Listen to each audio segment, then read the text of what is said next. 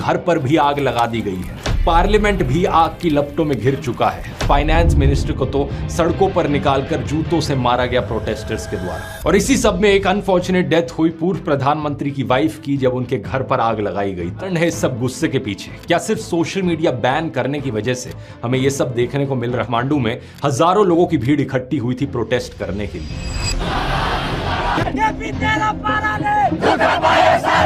इनमें से ज्यादातर लोग 20-25 साल के नौजवान थे, जिन्हें जेन जी कहा जाता है। किसी ने स्कूल की यूनिफॉर्म पहनी हुई थी तो किसी ने कॉलेज की। इस प्रोटेस्ट को हामी नेपाल नाम के एक एनजीओ ने ऑर्गेनाइज किया था और प्रोटेस्टर्स काठमांडू के बीच मौजूद एक सिंबॉलिक मॉन्यूमेंट माइती घर मंडल से पार्लियामेंट की तरफ मार्च कर रहे थे। ये मार्च लगभग पूरी तरीके से नॉन वायलेंट और पीसफुल था, लेकिन सरकार के द्वारा पुलिस को तैनात किया जाता है प्रोटेस्टर्स को रोकने के लिए, और police water cannon, tear gas और रबर बुलेट्स इस्तेमाल करना शुरू कर देती है। खबर फैलती है जनता में और लोग सड़कों पर आ जाते हैं प्रोटेस्ट करने के लिए। प्रोटेस्टर्स की संख्या बड़ी तेजी से बढ़ जाती है। पूरी की पूरी सड़क भरतपुर और दमक जैसे शहरों में भी प्रोटेस्ट होने लगते हैं।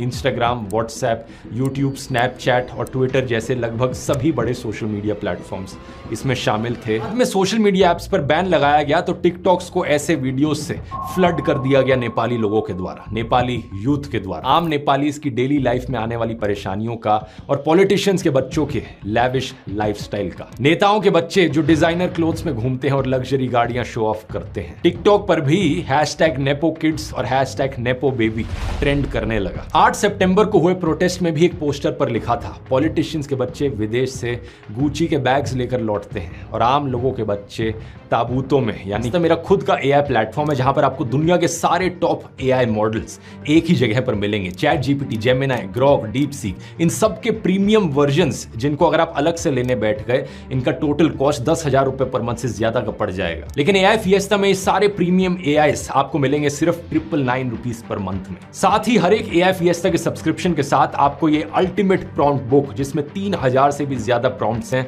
जिसकी वैल्यू अपने आप में 5000 रुपए की है, ये बिल्कुल फ्री ऑफ कॉस्ट मिलेगी। नेपाल में एक प्रोटेस्ट हुआ था जिसमें कई लोगों ने कहा था कि नेपाल का रिपब्लिक बनने का एक्सपेरिमेंट फेल हो चुका है और शायद उसे वापस मोनार्की बनाना चाहिए। पावर जनता के द्वारा चुने गए किसी पॉलिटिशियन के पास नहीं थी, बल्कि एक राजा के पास थी। इनका आखिरी राजा किंग ज्ञानेंद्र। इनको सत्ता से हटाने के लिए 2 बड़े मूवमेंट्स हुए थे। एक था 2006 का लोकतंत्र आंदोलन और दूसरी थी बहुत सालों से चल रही Maoist. We believe that all of us will work hard together to make the dream of New Nepal come true। तब क्राफ्ट परचेज में इलीगल कमीशन लेने का आरोप है। उनकी पत्नी आरजू राणा देउवा, जो अभी नेपाल की फॉरेन अफेयर्स मिनिस्टर हैं, उन पर नेपाली सिटीजन्स को फेक डॉक्यूमेंट्स के जरिए भूटानीज नेशनल्स दिखाने का आरोप है। ऐसा करने से उन्हें रेफ्यूजीज के तौर पर अमेरिका भेजा जा चल रहा है, क्योंकि उन्होंने सुप्रीम कोर्ट के एक आदेश को वायलेट करते हुए एक टी एस्टेट को कमर्शियल प्लॉट्स में कन्वर्ट कर दिया था। इसी तरह 3 और प्राइम मिनिस्टर्स पर भी सरकारी जमीन प्राइवेट इंडिविजुअल्स को देने का